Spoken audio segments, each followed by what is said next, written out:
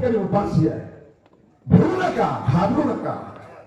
मी आपल्याला विश्वासाने सांगतो, मनोहर धोंडेचा कार्यकर्ता म्हणून जो कोणी ताकदीनं विश्वासाने उभा टाकेल, बांधवानं तुमच्या केसाला धक्का तर मनोहर धोंडेच्या जीवाला धक्का. हे काही एकनाथ पवार सारखा वाघाचं कातडं पांघरून आलेलं मेंढरू नाही. कोणी वाघाचं कातडं पांघरलं म्हणून शिवसैनिक होत नाही.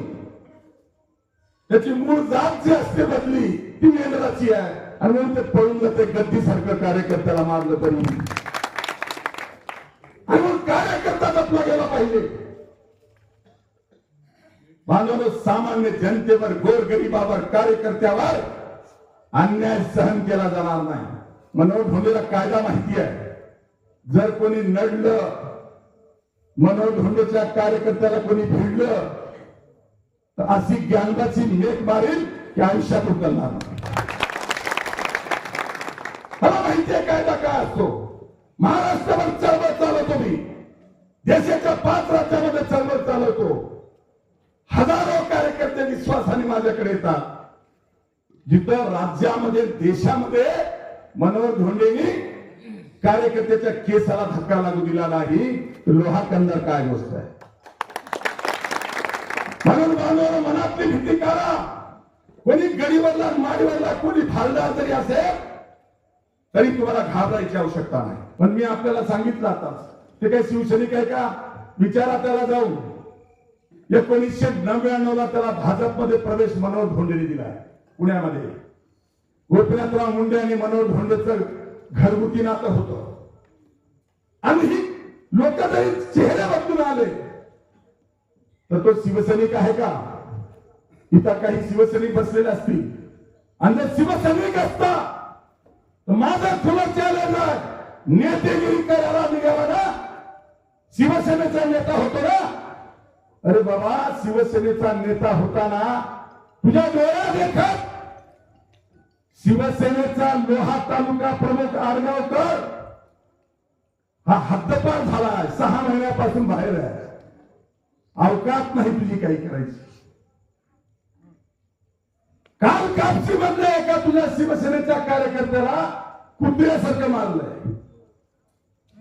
अवकाश नाही तुझी.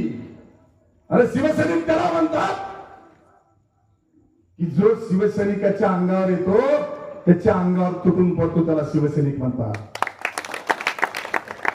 आणि हे शिवसैनिक असू शकत नाही. वाघाचं चिन्ह लावलं म्हणून शिवसैनिक होत नाही.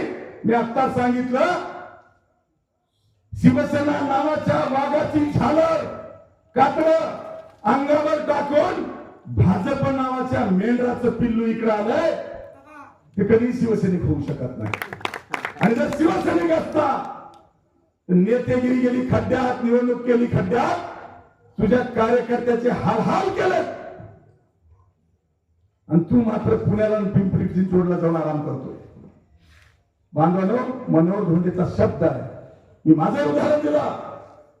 ह्याच संतोष नाही, राष्ट्रसंत डॉक्टर शिवलिंग शिवाचार्य महाराज अहमदपूरकर यांच्या भक्तिस्थळाबद्दल चुकीची पोस्ट टाकली होती. आणि ती पोस्ट का टाकली हे विचारायला गेल्यानंतर आमच्या कार्यकर्त्याला एकनाथ पवार सहित 40 लोकांनी धमकी दिली होती. साधी धमकी दिली. अर्ध्या तासाच्या आत, 20 मिनिटाच्या आत मनोहर धोंडे एकनाथ पवारच्या कार्यालयात जाऊन वाघाच्या जबड्यात जाऊन दात मोजायला गेला होता. त्याला शिवसैनिक म्हणतात. आणि मला खुलेआमपणे, याकडे खुलेआमपणे सांगेल बांधवांनो, कोणी भांडणार असो,